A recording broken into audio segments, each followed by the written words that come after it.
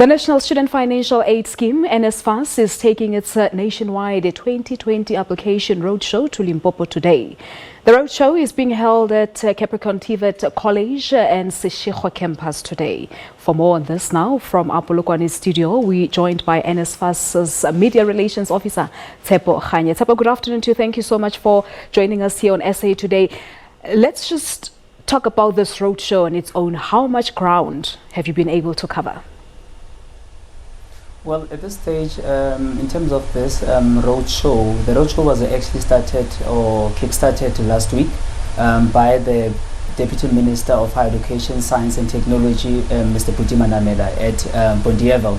And this is the second round of it that we're having taking place at Seshego. And the main purpose around it is to ensure that we provide access to areas where a number of students may not necessarily have the necessary resource to make applications. You'll recall that applications are done online, and it's become critical for us to ensure that those who are in the marginalized areas also get to have the necessary infrastructural support to make the applications. And as you say, you're reaching out to those who do not have access to the internet as the applications are online. But what about those areas that you will not be able to get to in all provinces? Because I know that with the previous window of applications, I think it was last year, you worked hand in hand with the National Youth Development Agency. Is it still the case for this year?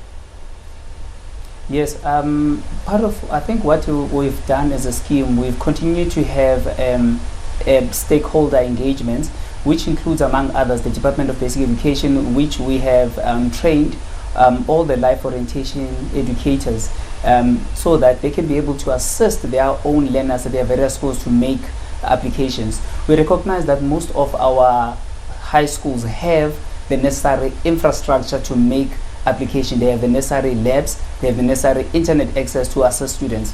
And in addition to that, we have also established partnership with the Department of with the Government Communication Information System, GCIS, through their two song centers where they are able to assist learners in those remote areas to make the necessary application. And in addition to that, we also have with the Department of Basic Education the teacher training centers where the learners can also be able to be assisted to make application. And as you also indicated as well, the stakeholder as well is still on board, where learners can also be able to apply as well near us at their libraries, which are also available across each geographical area in the country. All right.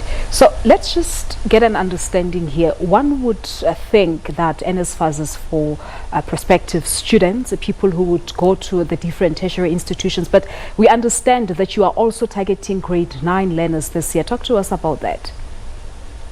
Indeed. In fact, our funding has always been set aside to fund, to encourage students from grade 9 up to grade 12. And the reason for this, you'll recall that funding for NSFAS is mainly for students who, for students who intend to enroll at our 50 TVET colleges and our universities. Now, in the case of grade 9 learners, grade 9 level learners have an opportunity to continue their studies at our TVET colleges for NCV programs. And these are programs which, if they pass their grade 9, they can be able to gain entry at TVET colleges. And this we also encourage that those who intend to do so, to ensure that they also make their applications for NSFAS timelessly. All right, so as you said earlier that the show, or rather the roadshow, kickstart in Bondiavel in the Western Cape. Today you are in Seshego in Limpopo. How has the response been? Are the prospective students coming out in their large numbers? And what sort of challenges are you coming across in terms of the application processes? Well, I think what one can indicate is that as a scheme, we have received applications of more than 70,000 since the opening of applications. And I think in our roadshow that we've had now at Seshego, we've managed to see today over 1,200 learners that have come forward and which we have been able to assist to make applications.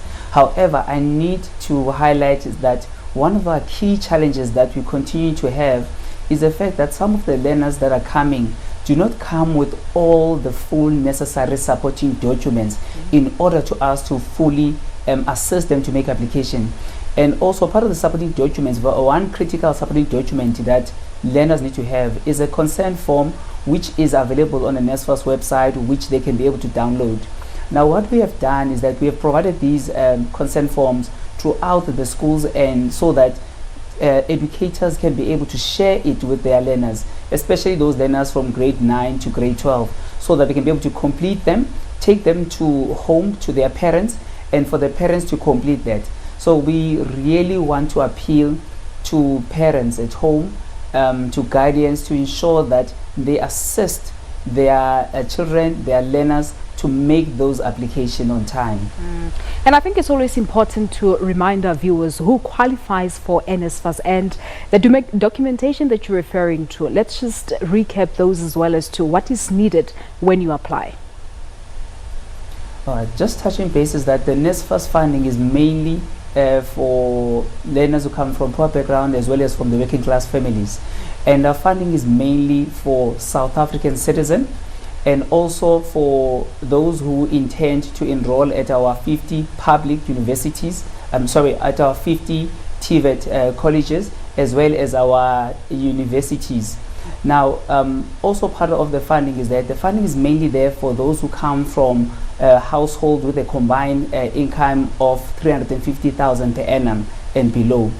And then in the case of those with disabilities, we're looking at a combined household income of 600,000 per annum and below in order for them to qualify for the funding. All right, so where to? All right, the documentation. The documentation which we need parents to ensure that they prepare is as follows. We need them to have a certified copy of their own IDs, and also a certified copy of the parents' IDs as well, proof of income in the case of parents that are working, and then also we need them to ensure that the consent forms are then also completed. There's also a particular consent form, declaration form that we need those with a disability to who are orphans to complete, as well as the NHIA document that those with disability are to also complete. And these are very critical that we have all those supporting documents in order to assist our learners to make their submissions. All right, then where to from Limpopo, and when is the closing date? Where to from now on, we will be moving around throughout the country. We have our next one that will be taking place at Mpumalanga, and then thereafter we'll be having another one in KZN. From KZN, then we'll have another one in Northwest, and then we'll then be moving to another one that will take place in the Eastern Cape.